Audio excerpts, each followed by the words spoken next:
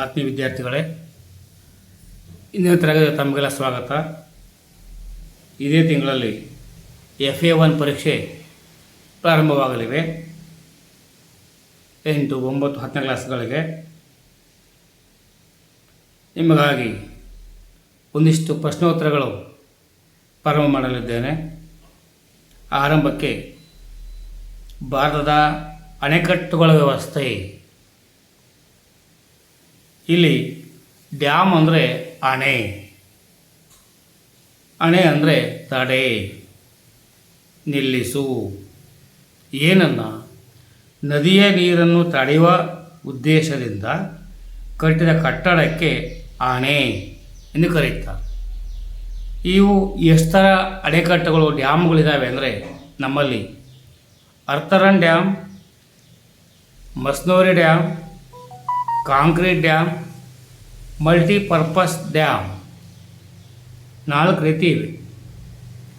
ಈ ಅಣೆಕಟ್ಟುಗಳ ಪ್ರಾಮುಖ್ಯತೆ ಏನು ಅಂತ ಹೇಳೋದಾದರೆ, ಮೊದಲಿಗೆ ನೀರಾವರಿ ಒದಗಿಸುವುದು, ಕುಡಿಯುವ ನೀರಿನ ಪೂರೈಕೆ, ಜಲ ವಿದ್ಯುತ್ ಉತ್ಪಾದನೆ, ಪ್ರವಾಹ ನಿಯಂತ್ರಣ, ಮೀನುಗಾರಿಕೆ, ಪ್ರವಾಸೋದ್ಯಮ ಅಭಿವೃದ್ಧಿ, ಭೂಗರ್ಭದ ಜಲಮಟ್ಟವನ್ನು ಹೆಚ್ಚಿಸುವುದು.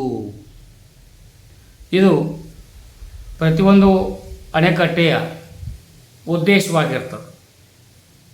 ಹಾಗಾಗಿ ನಮ್ಮ ಭಾರತದಲ್ಲಿ ಇರುವಂತಹ ಪ್ರಮುಖ ಉದ್ದೇಶದ ಅಣೆಕಟ್ಟುಗಳು ಯಾವುವು ಅಂತ ಕೇಳೋದಾದರೆ, ಒಂದು ಬಾಕ್ರಾ ನಂಗಲ್ ಅಣೆಕಟ್ಟು. ಇದನ್ನು ಸತ್ಲೇಜ್ ನದಿಗೆ ಕಟ್ಟಲಾಗಿದೆ. ಹಿಮಾಚಲ ಮತ್ತು ಪಂಜಾಬ್ ರಾಜ್ಯಗಳ ಎರಡೂ ಇದರ ಉದ್ದೇಶಗಳನ್ನು ಬಳಸಿಕೊಳ್ತಾ ಇವೆ.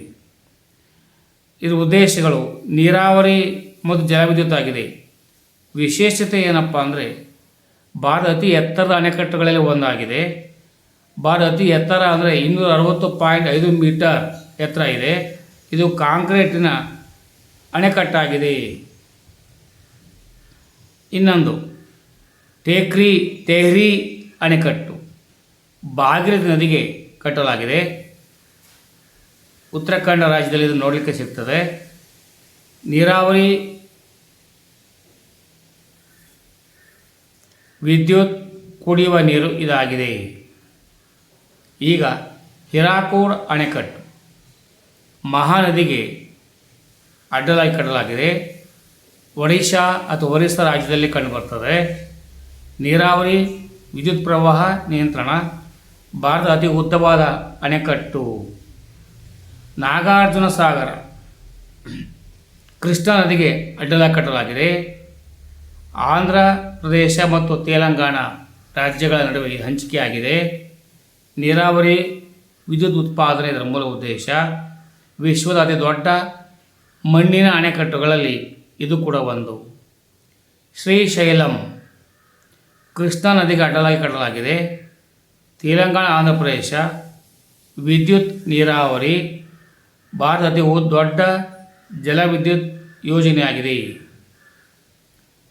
ಸರ್ದಾರ್ ಸರೋವರ ನರ್ಮದಾ ನದಿ ಅಡ್ಡಲಾಗಿ ಕಾಣ್ತದೆ, ಗುಜರಾತ್ನಲ್ಲಿದೆ. ನೀರಾವರಿ, ಕುಡಿಯುವ ನೀರು, ವಿದ್ಯುತ್ ಉತ್ಪಾದನೆ, ನರ್ಮದಾ ನದಿ ಮೇಲೆ ನಿರ್ಮಾಣ ಮಾಡಿದ್ದಾರೆ. ಮೆಟ್ಟೂರು ಅಣೆಕಟ್ಟು ಕಾವೇರಿ ನದಿಗೆ ಅಡ್ಡಲಾಗಿ ಕಟ್ಟಲಾಗಿದೆ, ತಮಿಳುನಾಡು. ನೀರಾವರಿ, ಕುಡಿಯುವ ನೀರು, ತಮಿಳುನಾಡಿನ ಪ್ರಮುಖ ಅಣೆಕಟ್ಟು ಇದಾಗಿದೆ. ಕೃಷ್ಣರಾಜ ಸಾಗರ ಅಣೆಕಟ್ಟು ಕಾವೇರಿ ನದಿ, ಕರ್ನಾಟಕ ರಾಜ್ಯ. ನೀರಾವರಿ, ಕುಡಿಯುವ ನೀರು, ಮಂಡ್ಯ ಜಿಲ್ಲೆಯಲ್ಲಿ ನಿರ್ಮಾಣ ಮಾಡಲಾಗಿದೆ. ಇಡುಕ್ಕಿ ಪೆರಿಯಾರ್ ನದಿಗೆ, ಕೇರಳ ರಾಜ್ಯ. ವಿದ್ಯುತ್, ನೀರಾವರಿ ಆಶ್ರಯದಲ್ಲಿ ಪ್ರಮುಖ ಅಣೆಕಟ್ಟುಗಳನ್ನು ಕಟ್ಟಲಾಗಿದೆ. ತುಂಗಭದ್ರಾ ನದಿಗೆ, ಕರ್ನಾಟಕ, ಆಂಧ್ರ ಪ್ರದೇಶ. ನೀರಾವರಿ, ವಿದ್ಯುತ್, ಹೊಸಪೇಟೆ ಬಳಿ ಇದೆ. ರಾಣಾ ಪ್ರತಾಪ ಸಾಗರ ಚಂಬಲ್ ನದಿ, ರಾಜಸ್ಥಾನ ರಾಜ್ಯ. ನೀರಾವರಿ, ವಿದ್ಯುತ್, ಚಂಬಲ್ ನದಿ ಮೇಲೆ ನಿರ್ಮಿತ. ಬಾಕ್ರಾ ನಂಗಲ್ ಪಂಜಾಬ್ ರಾಜ್ಯದಲ್ಲಿ ಕಂಡುಬರ್ತದೆ. ನೀರಾವರಿ, ವಿದ್ಯುತ್, ಪಶ್ಚಿಮ ಭಾರತದ ಪ್ರಮುಖ ಯೋಜನೆ. ಭಾರತದಲ್ಲಿ ಒಟ್ಟು 5700ಕ್ಕೂ ಹೆಚ್ಚು ಬಹುಉದ್ದೇಶಿತ ಅಣೆಕಟ್ಟುಗಳಿವೆ. ಜಲವಿದ್ಯುತ್ ಉತ್ಪಾದನೆಯಲ್ಲಿ ಹೈಡ್ರೋ ಎನರ್ಜಿ ಅಣೆಕಟ್ಟುಗಳು ಮುಖ್ಯ. ಕರ್ನಾಟಕ ರಾಜ್ಯದಲ್ಲಿ ತುಂಗಭದ್ರಾ, ಕೃಷ್ಣರಾಜಸಾಗರ, ಕಬಿನಿ, ಹಾರಂಗಿ ಮುಂತಾದ ಅಣೆಕಟ್ಟುಗಳಿವೆ.